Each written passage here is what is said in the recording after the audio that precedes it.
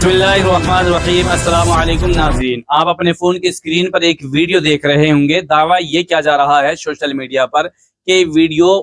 मदीनतुल मुनव्वरा की है, और बाद हजरात ने यह भी दावा किया है कि वीडियो मक्कतुल मुकर्रमा की है, इसलिए कि वहाँ का जो ऊंचा वाला टावर है वो इसमें कहीं ना कहीं निशानदही की जा रही है। अब खबर यह है कि मदीनतुल मुनव्वरा यानी मस्जिदुल हरम के ऊपर से बाकायदा मिसाइल दागा गया है, जिसको सऊदी गवर्नमेंट ने बाकायदा इंटरसेप्ट किया है, उसको ध्वस्त कर दिया है फिजाई में। अब एक दावा तो ये किया जा रहा है सोशल मीडिया पर कि ये यूं समझ लीजिए सऊदी के रास्ते से यमनी हूसियों ने इजराइल पर दागा था, और बाद हजरात ये दावा कर रहे हैं कि इजराइल ही ने बाकायदा मदीनतुल मुनव्वरा को निशाना बनाया था। अभी तक इस खबर की पूरी तस्दीक नहीं हुई है, सऊदी गवर्नमेंट ने भी बाकायदा इसकी अभी कोई जानकारी यूं समझ लीजिए सोशल मीडिया पर या किसी तरीके से यूं समझ लीजिए अपने सरकारी चैनल से, अपने सरकारी वेबसाइट से भी नहीं दी है, इसलिए तुक्केबाजी न लगाई जाए। हरम शरीफ का जो बाकायदा एक निज़ाम है और सिस्टम है, वहाँ की इंतज़ामिया है, उसने कहा यहाँ पर एक रोशनी दिखी गई, धमाकों की भी आवाज़ें सुनी गई हैं,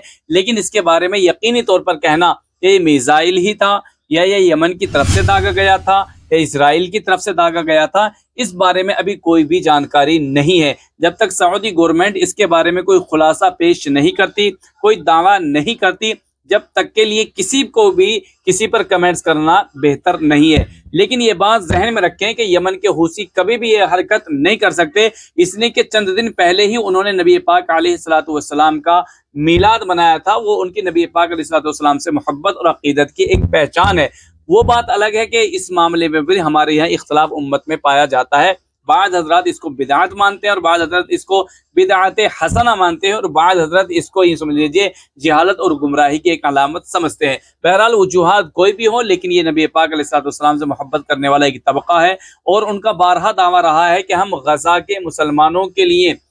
ठीक है ना, और फलस्तीन की आज़ादी के लिए तमाम मामलात कर रहे हैं। वो एक अलग बात है कि उनकी नीयत क्या है, उनकी सोच क्या है, ये वल्लाह अल्लाह ही जानता है, ये वो जानता है। लेकिन बहरहाल यमनी हौसियों के बारे में आम तौर पर लोग यही तजजिया पेश कर रहे हैं कि यमनी हौसियों का ये काम नहीं हो सकता, वो भी कभी भी मस्जिद नबवी पर मिसाइल दाग ही नहीं सकते, इसलिए कि अगर उन्होंने ऐसी हरकत की तो तमाम उम्मत मुस्लिमा, तमाम मुस्लिम ममालिक, यहाँ तक कि पूरी दुनिया के लोग उनके खिलाफ हो जाएंगे। इसी तरीके से बाद हजरात ये भी दावा कर रहे हैं कि देखिए ये मिसाइल चाहे तो ये क्या नाम है इसराइल का हो, और इसी तरीके से चाहे वो यमनी हूसियों का हो, लेकिन सऊदी की जो गवर्नमेंट है उसकी पॉलिसी है, किसी भी मुल्क की पॉलिसी ये है कि अगर उसकी फिजा में किसी का मिसाइल देख रहा है तो वो उसको ध्वस्त करने की कोशिश करते हैं, उसको इंटरसेप्ट करने की कोशिश करते हैं। बहरहाल ये सुना गया है कि ओहद पहाड़ के या ओहद का जो मैदान है बाकायदा उसमें धमाकों की आवाजें सुनी गई हैं, और बाद दावे ये भी किए जा रहे हैं कि ये 12 सितंबर की खबर है, लेकिन सोशल मीडिया पर इस तरह का भी दावा किया जा रहा है 11